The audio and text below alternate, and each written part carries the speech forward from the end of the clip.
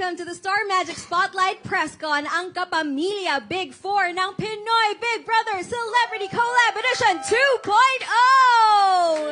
Kilalanin natin sila isa-isa. Let's start with your monikers and then greet everyone. Unahin natin si Miguel Vergara! Hello po, ako si Miguel, ang adorable smasher ng Antipolo. Hello! I love you guys. Short and sweet. I love you guys. Okay, and let's have Joaquin Arce.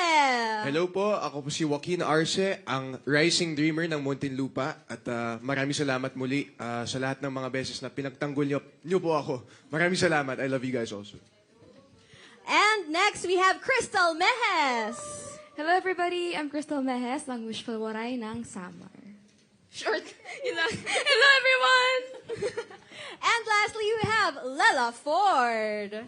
Hello everyone, I'm Lala Ford, ang blooming bunso ng Tacloban. And thank you to everyone who's here today. And sa mga sumusuporta po, maraming salamat.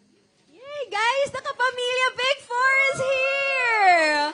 Wow, alam niyo ba guys, isa to sa mga pinaka-jam-packed na episodes ng Spotlight Presscon. As in, sobrang daming tao, hindi to usual. Sobrang talagang hindi na magkasya ang ating mga media friends ngayon. Maraming salamat po sa pagpunta. And kanina, bago kami mag-start guys, kaya medyo natagalan kasi grabe nagsigawan po ang ating housemates nung nagkita sila. Yung first batch tsaka itong second batch. Na-miss niyo ba ang isa't isa? Super. Gano'ng katagal nung last kayo nagkita ba? Ako po kami ni Carmel ng isang araw. Ay, hala. Kakakita niyo lang pala. How about the others? Actually, kagabi, magkakasama lang din. Kakasama po kami kagabi. Pero every time po talaga nakikita kami, it's just so fun. It's so fun talaga. Kasi we're used to being with each other po 24/7 inside the house. And then now, doon lang po kami talaga naiwalay. So it's so good seeing everyone po. Magandang perspective yun, no? Kasi nga, nakulong kayo sa iisang bahay 24/7, as you said. So ngayon, kahit na nung isang araw nakita na kayo, you feel like it's such a long time na. Oo, kaya pala. Tsaka grabe rin yung, ang hyper nilang lahat. I love it. Okay, now, sisimulan natin itong ating press con with the same question that I asked our first batch. This is coming from our friend from Cinema One. Okay. Ano ang gusto niyong sabihin kay Big Brother ngayon na nasa outside world na kayo? I miss you, Kuya. Miss you so much. Yun din Sure. po. Yeah, dude, it's like, he served as a guide. Like, it's like he's, kumbaga, yung guider, yung giver ng guidance sa amin sa loob ng bahay. At lahat ng mga pinagdaanan namin, Kuya was there. Obviously, he was watching everything and he always knew what to say.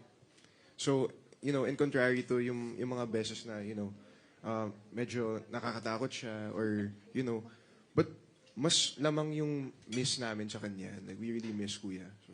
Nami-miss niyo si Kuya. May times ba na parang ngayon, kasi nasa outside world na kayo, syempre nag-a-adjust pa lang kayo. May times ba na ini-imagine niyo nasa confession room kayo ulit, kinakausap niyo ulit si Kuya, ganyan, Minsan nag-share po, kayo? ini-imagine ko kung kunwari meron akong problem, ini-imagine ko kung ano sasabihin sa akin ni Kuya. Oh. Kasi talagang yung lessons na binibigay ni Kuya sa loob ng bahay, talagang okay talaga, super. Everyday talaga dun sa bahay, all 127 days dun sa bahay, may lesson talaga. So kung may gusto kang message na isend kay Kuya, ano yun? Kuya, I miss you and ang hindi ko lang mamimiss sa bahay ni Kuya, yung pinapasayaw niya ako palagi, pero I miss you, Kuya. I miss you and I hope makausap ulit kita. Oh. And the girls, Crystal? Ako, Kuya, I miss you so much, Big Brother. I call him Big Brother sa confession room. I'm like, yo, Big Brother! I miss you so much, Big Brother. I'm so grateful for you po and sa lahat ng mga lessons na binigay niyo po sa akin na pang habang buhay ko pong babaunin. So maraming salamat, Big Brother. I miss you and I love you so much, Kuya. Na-mention mo na yung lessons na forever mong babaunin. Give us one na lesson na nakuha mo sa bahay na forever nasa iyo talaga. Ang dami, ate. Like what Miguel said, every single day talaga sa bahay ni Kuya, there's so many lessons na makukuha mo at pupulot mo sa pang-araw-araw doon. Ang dami, 127 days. Give us Ang one lang dami. na off the top of your head ngayon. It doesn't have to be the biggest lesson, pero isa sa mga naaalala mo lang ngayon na you'll carry with you. Siguro, one of the lessons or like yung yung malaking nakuha ko talaga sa bahay ni Kuya. And I shared this with one of my close friends inside, si Carmel. I think Kuya taught me how to just simply exist in his house. Yun. Siguro. Ang deep. Ang deep. Thank you so much. And Lala. Yes, ayun din po talaga yung words of wisdom ni Kuya. Yun po talaga yung pinaka nami-miss ko. And of course, si Kuya, yung mga dad jokes niya. Ang di ko lang din na-miss kay Kuya yung every time pinapatayin niya ako ng ilaw. Kasi lagi ako tinatakot ni Kuya. Pag utusan niya po ako sa storage room. But yeah, sobrang miss na miss ko na po si Kuya. Kuya, sana okay ka lang po lagi. Sana soon maka-visit po ako sa'yo. Gusto mo Ano po bumis... kaya yun? Okay, wait. Let me ask you guys. Willing ba kayong bumalik sa bahay ni Kuya? Bisita lang po. Joaquin, With all ano? due respect. As a house. Ang dami ko natutunan dun, okay? I love Kuya so Housemate much. And it's a once-in-a-lifetime experience. I'm happy it happened, but I'm not going back. Okay, it's a no for Joaquin. Ikaw, Miguel? Bisita lang po. Bisita. lang. Bisita. Kunwari, bisita na, alam mo yung nag-overnight na bisita, willing Okay ka? lang po, okay Okay lang. lang din. How about you, Ako Crystal? din po, bisita na mag-overnight ng 1 week. Wow, willing ka, 1 week. Ikaw, Lela. Ako po, gusto ko po matry maging ninja. Yun yung gusto ko matry, maging ninja. Ay, yung nanggugulo sa housemates, sa current housemates, yung mga ninja. Yes, parang Oo. gusto ko matry yun. Parang gusto mo mag-revenge, no? Revenge. Pero yun po, bisita din po. Yes. Pero gabi, 127 days. Kayo yung makakapagsabing, kayo talaga yung nakatagal ng 127 days doon sa loob ng bahay ni Kuya. So, medyo na sabi niyo na yung ano yung hindi niyo mamimiss kayo, diba? Yung ibang hindi pa nakapag-share. Kasi part din yun ng questions natin. Ano yung hindi niyo mamimiss sa loob Yun ng po, bahay? palaging akong pinapasayo ni Kuya. Yun, oh, na-share mo na yun. Okay. Ano pa yung mga gusto niyo i-share? Ako po yung sleep call. Sleep call, hindi wake up call. Hindi yung, wake up call. Wake up call. Yung wake up call. Tsaka yung bawal matulog ng hapon, bawal matulog anytime. Yun po talaga hindi ko namimiss. Tsaka yung wake up call na sobrang sakit sa Malakas talaga siya. super po. Oh, okay. Ikaw, Joaquin. Ako, hindi ko nami-miss yung naka-on talaga yung lights sa boys' bedroom. Kasi, swear, like, yung boys' bedroom, naka-on lang yung ilaw. So, it's like, the Oh, lights are yes. so bright. Yeah, and it's like, we can't sleep properly. Hindi ba pinapatay pag matutulog kayo? Hindi ba pinapatay naman pag matutulog kayo? Ha? Oh, so challenge yun. At saka yung Arinola moments. Hindi ko Why are you nami-miss selling yun. Kuya's bread? No, what? I'm answering honest. Okay. And Lala, na-share mo na yung pinapatayan ka nga ng ilaw. Kung ikaw, ayaw mo yung nakabukas ilaw, ikaw naman ayaw mo yung pinapatayan ka ng ilaw. Arinola Adventure. Oh my gosh, na-experience niyo yun, no? Sa estado niyong to. Oo, pinag-arinola kayo. Okay. Now, Actually, ako yung tagalinis ng Arinola. So. Siya lang din po nag-aari Yeah. So, like kami ni Marco tsaka ni Rave. wow. Kaya pala ayaw mo nang bumalik. Ang hirap nga naman nun, Yung guys, doors kahit na may tayo. magnets. Kuya, open the door, please. Oo, iba yung experience nila. It Okay. was fun. It was super fun. It's super fun. Okay, the next question is, medyo connected dun sa are you willing to go back inside the house eh. Dun sa mga nag-answer ng yes, who would you want to be with kung babalik kayo for another edition? Hypothetical lang. Who would you want to be with as housemates? Previous housemates. Chef George. Yeah. If Caprice's dad was a housemate, I feel like we'd be happy the entire season. Mas madali ang buhay, no? As in, nung isang araw na pinaglutuan tayo ni Chef George, that was like so gold. Swear, like, yung omelette na ginawa niya, it's like, yeah. No, because on that day, we didn't get our eggs for the day, and we were like, we were wondering, where did it go? Tapos, pinalabas kami sa garden area, tapos pinapasok ulit kami. Nandiyan si Chef George, ginamit na yung mga eggs namin.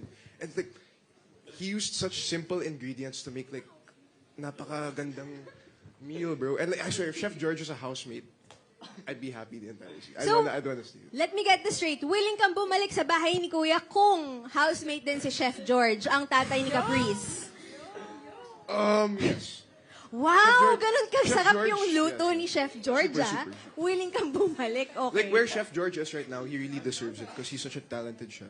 Like, Shout if he was out a po. housemate, no problems whatsoever. Ah, So yun lang yung kinulang sa inyo pala, yung magaling magluto.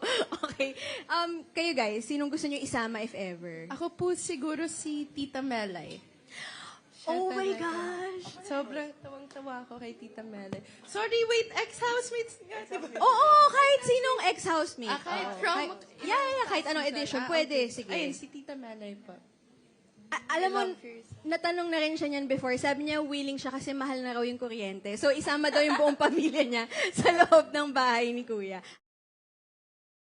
How about you, Crystal? Ako po si, Kuya Slater Young. Oh, have you met him Hindi before? pa po, pero I'm a fan. I'm really a fan. Pinapanood ko po siya lagi. Tsaka, sobrang ina-admire ko din po siya kung paano din po siya sa PBB. Kasi he's also the big winner. Yes, oo. Tsaka diretso rin siya magsalita like you. Di ba? Siya si Name People. Di ba? Slater Young. Name People. Ikaw, Miguel. Ako si Heath po ulit. Bakit si Heath? Wala, gusto ko lang po makasama siya ulit dun sa mga task dun sa loob ng bahay. Masaya po eh. Oh, nakikita pa ba kayo ni Heath ngayon? Opo. Sinasabi nila hinahanap po yung higel. Nakikita pa naman po kami. Oh, okay. So, Higel fans, that's good news. Okay. Ngayon naman, meron tayong question from Alan Policarpio of Inquirer. How would you describe your first day out of the PBB house? Ano yung mga unang bagay na hinanap or plinano nyong gawin? And kamusta getting back to your phone? Napakasaya talaga. First day, as in, hindi ko inasahan na lahat kami magkiklik agad. As in, I'd like it din know Miguel nung panahon na yun. I Hindi, didn't know outside. First day Oh, outside. Yeah. Oh, outside. PBB First day house. outside. Also crazy. Super crazy. Sorry. Balita Super- namin Medyo parang puyat you siya pulled an last all-nighter. Tama ba? Yes, I Puyat did yun actually. Like, last kwentuhan kami ng pamilya ko. Like, Mm-hmm. super, like, ang lala. I siguro I slept like mga 3 p.m. 3 p.m. the next day. I'm sorry, man. Pag sinabing first day sa kanya, day 1 ng PBB house. Oo. Then, First day. Sige, kwentuhan mo pa kami, Joaquin. Oh, Tuloy mo ouch. pa yan. Oo. Tuloy mo pa yung kwento mo. What Yeah. did you do? Ano yung una mong sinek sa phone mo? Ganyan. I ate everything I wanted. And oh yeah, that's one thing like I really missed, like the freedom to eat kung ano yung gusto mong kainin. And like PBB really teaches you na to appreciate lahat ng mga bagay na meron ka talaga. And it's like once I went out, it's like, oh, thank God I have this small thing. Thank God I have this small thing. And that's actually one of the valuable lessons I learned sa loob na you should really appreciate like every single little thing. Yes. Anong pagkain yung una mong ni-request? Chicken nuggets. Chicken I requested nuggets. for chicken nuggets. I bought chicken nuggets. Best thing ever. I was so happy. Okay. Thank you. Miguel. Ako po, nung paglabas ko, nag-drive-thru po agad ako. Double cheeseburger, medium fries, medium orange juice, and 6-piece nuggets. To be fair, ang nuggets, common Opo, denominator so far, Okay. And how did you spend your first day Tapos, outside? yung first day outside po, parang hindi ako nag-phone one day, like, for the whole day. Hanggang, hindi din ako nakatulog kasi nahirapan po ako mag-adjust. So, ang ginawa ko po, kinausap ko lang yung family ko. Tapos, syempre, sila alam na nila yung nangyayari sa labas. So, sabi ko, ako magkikwento sa kanila kung ano yung nangyari sa loob. In my perspective. Kasi, once na nag-phone ako, magbabago na po yung tingin ko. So, sabi ko, magkikwento muna ako nung naging journey ko sa loob bago ako mag-cellphone. Yeah. That's so interesting to know, Kasi i-expect natin, pagkalabas nila, asan cellphone ko? Pero ikaw, one day, hindi ka muna nag-cellphone. Yes, po. Tapos nag-align muna kayo ng family Yes, po, mo, yes. no? Anong alam mo, anong alam Yes, ko. po. Ang galing. Okay, Crystal, how about you? Ako po, pag uwi ko po sa bahay after big night, nag-phone ako agad. After ko po kausapin yung family ko, nag-phone na po ako agad. Nag-scroll na po ako. Tapos, hindi po ako nakatulog at buong araw po akong gising. Tapos, may time na nakatulala na lang ako because I was trying to process everything and it was so overwhelming. Because it's a lot. It's plenty. It's huge. So, at that time, nakagana na lang ako. Parang maling idea at nag-phone ako kaagad. No, pero for sure, you have thousands of notifications bigla Yeah, sa yeah. phone. Oo. Tsaka yung reaction mo when the announcement happened, sobrang saya mo talaga. As in, talong ka ng talon. Nung Super. na-reveal pa lang kayo ng Ultimate 8, isa ka dun sa mga, parang nagugulat ka sa mga, may nagtuturo-turo ka, nagugulat ka sa mga nakikita mo talaga. So, hindi pa Super. nag-sink in nun. Tuwang-tuwa ako na ate, tsaka di ko na-expect na andun yung buong family ko. Kaya nung nakita ko din sila, I was so, so, so happy. Because yun lang din talaga yung pinagpipray ko during the last week of inside sa bahay ni Kuya. Na sana makita ko yung family ko sa big night. And they were there. And They you were there. did. Oh, we're so happy for you. And Lela, ikaw, kumusta ang first 24 hours outside the house? First 24 hours, same lang po kay Miguel. Hindi rin po ako masyado nag-phone. And linutuan po ako ng mom ko, ng family ko ng sinigang. Favorite ko, sinigang na baboy. It was the best sinigang ever. Yun po talaga yung kinikrave ko po inside Kuya's house. Well, nagluluto naman po kami sinigang sa loob ng bahay ni Kuya, pero medyo kulang lang yung ingredients. So, yung paglabas ko po talaga, sobrang saya ko talaga po dun sa sinigang na yan. And what I did, nakipag-catch up lang po talaga ako with family and kwentuhan, briefing, ganun. Yeah, it was fun naman. Tsaka syempre, kahit na nagluluto nga kayo ng sinigang sa bahay, iba yung luto ng nanay mo, di ba? Iba't pa rin yung lutong bahay, talagang hinahanap-hanap mo. We're so happy na finally nakuha niyo yun pagkalabas niyo ng bahay. But right now, we are going to ask the next question.